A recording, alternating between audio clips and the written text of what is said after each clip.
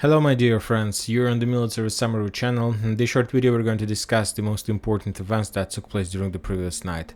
The Russians launched another massive missile drone attack all over the entire Ukraine, and the Ukrainian sources reported that the drones were discovered in the western part of Ukraine, the vicinity of Kiev, in Sumy region in south of Ukraine. But when talking about explosions, the Ukrainian sources reported that explosions took place in Nikolaev region, the explosions took place in Zaporizhzhia area, and we have at least one video confirmation of that, one of those explosions. As a result of missile or probably drone attack, the Russians managed to destroy ammo depot in the vicinity of this logistic hub that Ukrainians used to supply and support their forces on the Rehov bridgehead.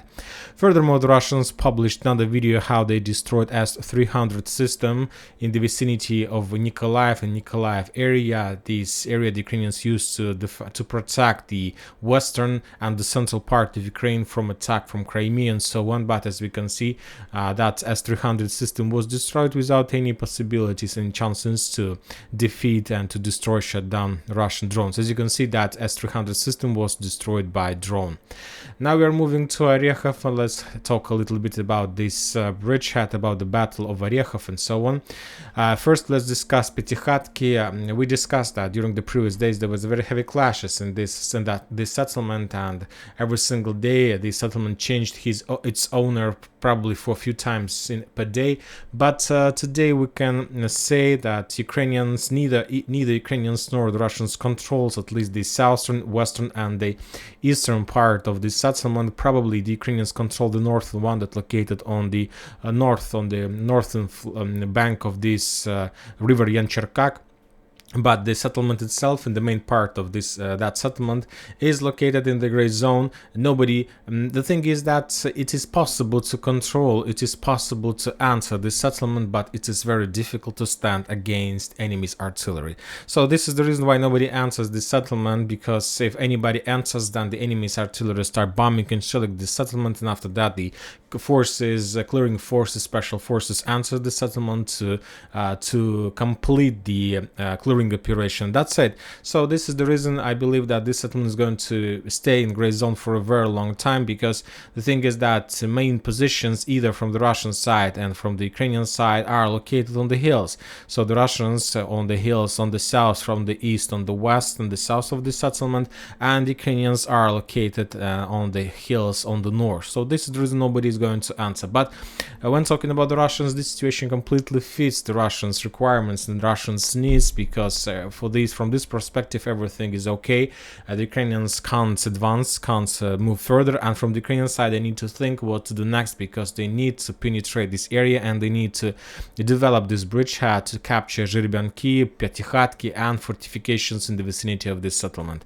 Now we're moving to Orechov bridgehead. There were no changes during the previous 24 hours. The Russians just published another interesting video how they managed to destroy another Bradley somewhere on Orechov bridgehead. Some sources are saying that that video was made on the Vremivka tactical bridgehead. On this video you can see how the Russians, using their light pods, destroyed Bradley somewhere among the fields of Zaporizhzhia. Now we're moving further to the Vremivka tactical bridgehead. Nothing interesting happened during the previous night, but the Russians are saying that during the previous night they made a small counter-offensive operation from Shevchenko and Novomayorsk in direction of Pityhatke. And when talking about Russians' attacks, usually and during the previous days, if they were attacking, mainly they were attacking in direction of Pityhatke, somewhere from the south, trying to attack the Ukrainian flanks and not to allow them to move forces from Kurakhova along this road in direction of Vremivka tactical bridgehead, because Kurakhova is also another logistic hub. From the Ukrainians got some supports from Pokrovsk, and using these roads they are sending their forces closer to the combat line. Very interesting update during the night were coming from Liman and Kupiansk front line. We haven't received any detailed information about the events that took place during the previous night. The only piece of news that we got is that the Russians launched a massive counter-offensive operation on Kupiansk and Liman front lines. For example, today we got some videos, some confirmations that the Russians start to get very big push, very powerful push in the Kremenная forest. But if you ask my opinion, I don't believe any attacks in forest. Forest is the only place where the Russians got in the past a lot of problems. There were a lot of clashes in forest, in the vicinity of Kiev, in the vicinity of Slimensk, in the vicinity of Kharkiv, and mainly the Russians got always problems in forest. So if the Russians launched an offensive operation, I'm not expecting that they're going to advance very fast.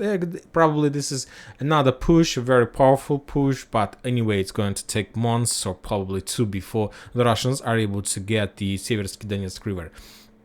Also, the Russians reported one more time, I remind you, that they launched offensive operation of 76 Air Assault Division, and the Russians were attacking exactly on this bridgehead. One more time, we still haven't received any video, photo, and map confirmation of that progress.